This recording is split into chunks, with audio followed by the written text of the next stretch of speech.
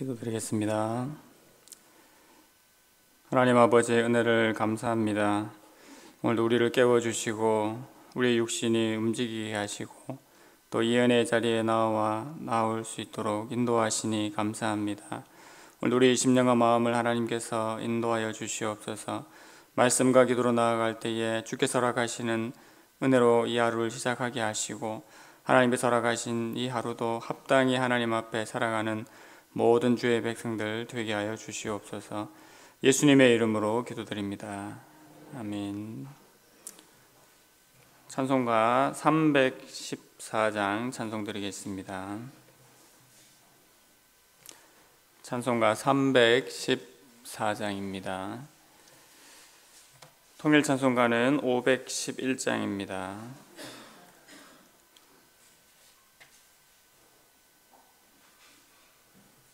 314장 함께 찬송 드리겠습니다. 내 구주 예수를 더욱 사랑 엎드려 비는 말 들으소서. 내 진정 소원이 내 구주 예수를 더욱 사랑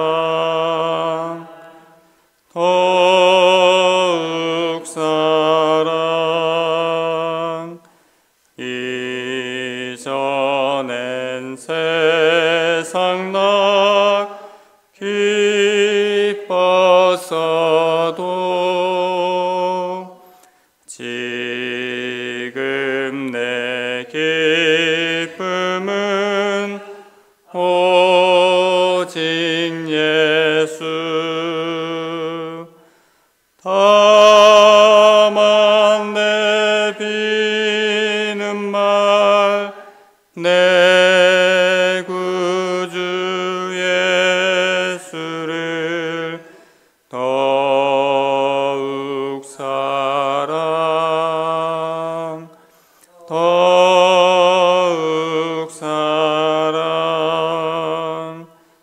이 세상 떠날 때 찬양하고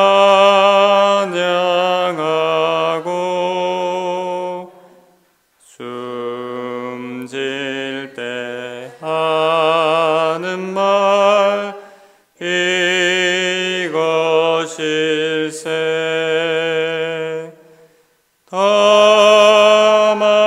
내 비는 말 내 구주 예수를 더욱 사랑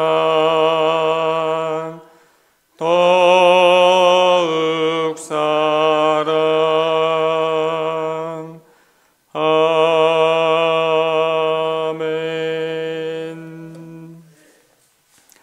오늘 함께 보실 말씀은 신약성경 로마서 14장 7절에서 12절까지 말씀입니다. 로마서 14장 7절에서 12절까지 말씀, 신약성경 258면에 있습니다.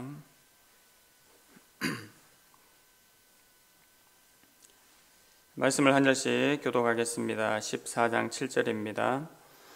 우리 중에 누구든지 자기를 위하여 사는 자가 없고 자기를 위하여 죽는 자도 없도다.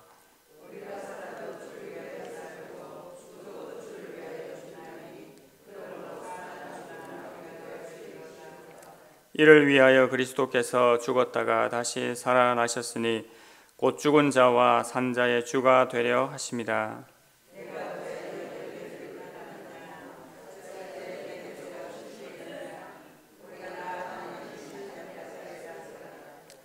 기록되었으되 주께서 이르시되 내가 살았노니 모든 무릎이 내게 꿇을 것이요 모든 혀가 하나님께 자백하리라 하였느니라.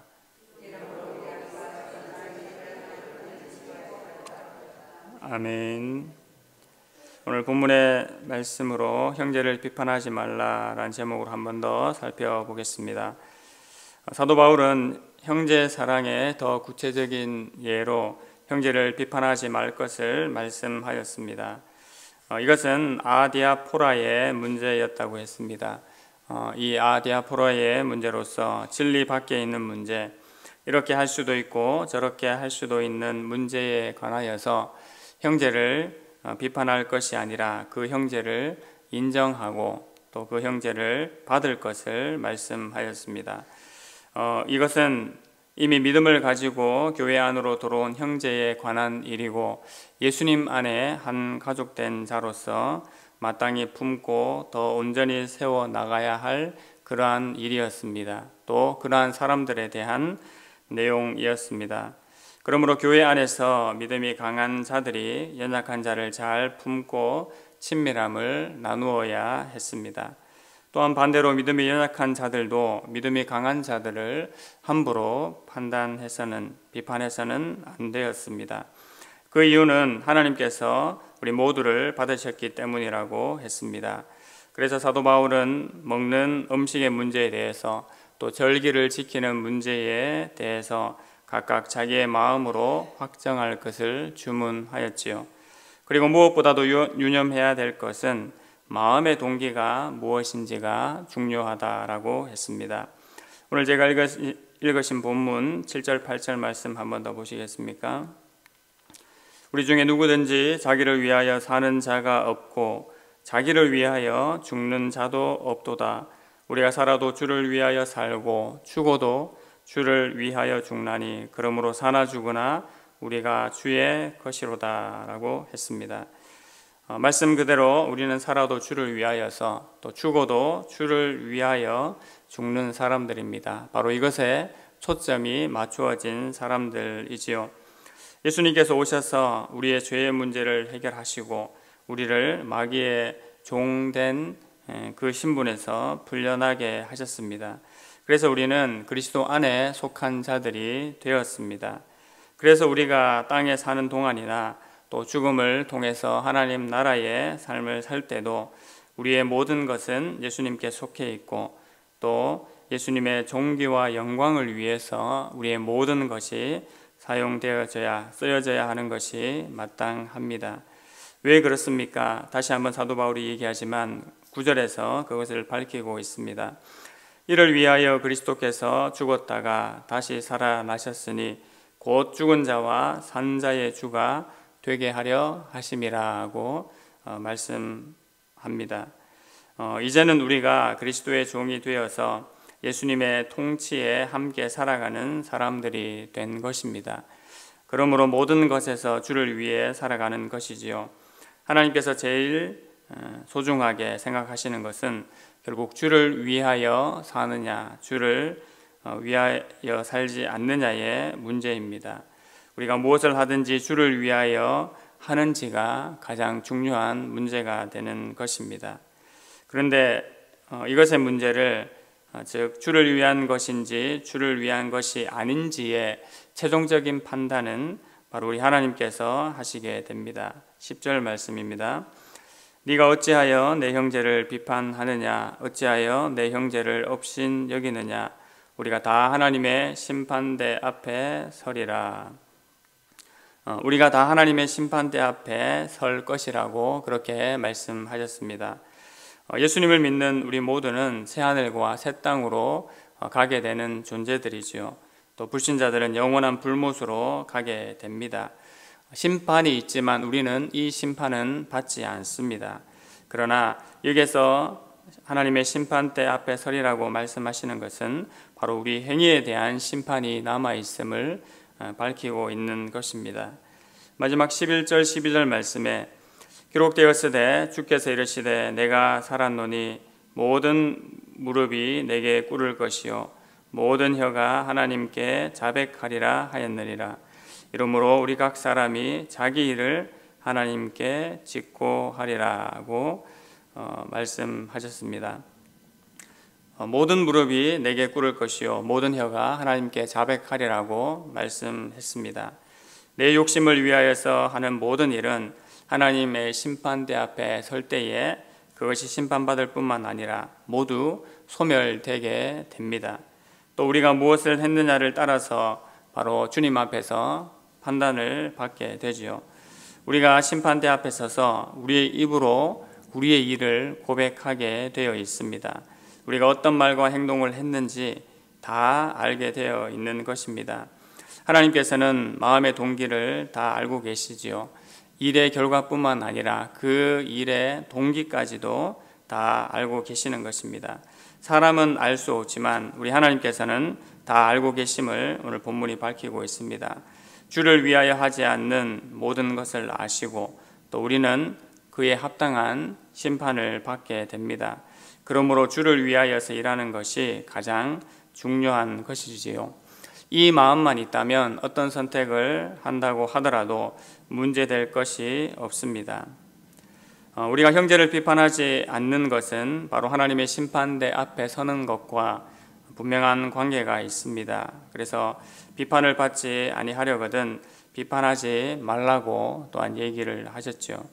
그런데 여기에서 비판의 의미가 비평을 금하고 비판적인 기능 자체를 모두 중단하라라는 의미는 아닙니다. 비평이 있기 때문에 진리를 세워갈 수 있고 또한 거짓 교리와 거짓 선지자들을 삼가고 가릴 수 있습니다. 그래서 여기서 비판하지 말라는 것의 말씀은 자신이 심판자가 되어서 판결을 내리고 정죄하는 것을 하지 말라는 것을 의미합니다. 우리 자신들도 우리 모두는 언젠가는 하나님의 심판대 앞에 설 것을 잊지 말아야 하기 때문입니다. 로마서 14장 본문은 어제와 이어서 아디아포라의 문제를 다루고 있다고 했습니다. 진리의 문제가 아닌 그 외의 문제에 대하여서 생각하는 부분이지요. 여기에서 우리가 다시 주목할 것은 이 아디아포라의 문제로 형제를 배척하고 미워하고 또 정죄해서는 안 된다는 것입니다. 우리가 주를 위하여서 주님을 위하여서 살고자 하는 마음이 있으면 상대방이 연약하더라도 또 나와 생각이 다르더라도 진리가 아닌 문제에 대해서는 받아들일 수 있어야 합니다.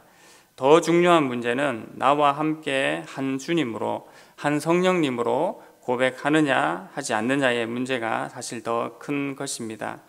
차이가 있는 것을 인정하고 받아들일 수 있어야 하는 것이지요. 성경에서 명확하게 말씀하시지 않는 부분들에 대해서 우리가 너무 집중하고 힘을 뺄 필요는 없습니다. 정말 우리가 소중하게 생각하고 신경을 써서 지켜야 될 부분은 가장 극명하게 나타나 있는 십자가 복음의 문제, 또 예수 그리스도를 주로 고백하느냐 하지 않느냐의 문제가 가장 중요한 문제인 것입니다. 이 십자가 복음의 문제, 예수 그리스도를 주로 고백하는 문제에 대해서는 우리가 피를 흘릴지라도 싸워야 될 분명한 진리이며 사실입니다. 그러나 이 아디아포라의 문제는 지키는 문제라기보다 용납해야 하는 문제인 것을 우리가 다시 한번 기억하기를 원합니다. 이 아디아포라의 문제로 교회 내에서 상처를 주거나 정죄를 하거나 당을 짓는 일은 절대로 없어야 하겠습니다. 형제를 비판하고 형제는 비판을 하려고 또는 정죄를 하려고 세워둔 대상이 아닙니다. 오히려 사랑하고 세워주어야 하는 존재와 그 대상으로 우리가 인식할 필요가 있습니다. 우리 예수님께서 먼저 나를 정죄하지 않으셨고 자신을 내어주심으로 사랑해 주셨습니다. 세상은 정죄하고 또 남의 말하는 것을 좋아하는 것이 바로 세상의 모습입니다.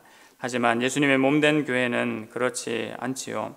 모두가 주를 위하여서 생각하고 말하고 행동하는 것이 바로 예수님께서 피 흘려 세우신 이 교회의 참된 모습이 되는 것입니다. 오늘 본문의 말씀을 통해서 산자와 죽은 자 우리 모두의 주인이 되신 그리스도 앞에 오늘도 순종하면서 또 참된 자유를 누리는 모든 주의 성도들이 되기를 간절히 소망합니다. 하나님 아버지, 은혜를 감사합니다. 우리가 그리스도로 말미암아 하나님의 참된 자녀가 되었고 또 그 은혜 가운데 살아갈 때에 형제를 어떻게 사랑할 것인지를 또 구체적으로 알려주시니 감사합니다. 하나님, 우리의 심령과 마음에 진리를 세워가는 마음으로 굳건케 하여 주시옵소서. 또 그 외의 문제에 대하여서는 상대방을 오히려 사랑하고 포용하고 세워주는 은혜가 또 우리의 심령과 마음 가운데, 나의 마음 가운데 충만케 하여 주시옵소서. 이 은혜가 충만하여져서 하나님의 교회를 더욱더 기쁘고 감사하고 영광 가운데 세우게 하시고 이 교회 가운데 더 풍성한 은혜들이 넘쳐날 수 있도록 주님 역사하여 주시옵소서. 예수님의 이름으로 기도드립니다. 아멘. 하늘에 계신 우리 아버지여, 이름이 거룩히 여김을 받으시오며 나라의 임하옵시며 뜻이 하늘에서 이룬 것 같이 땅에서도 이루어지이다.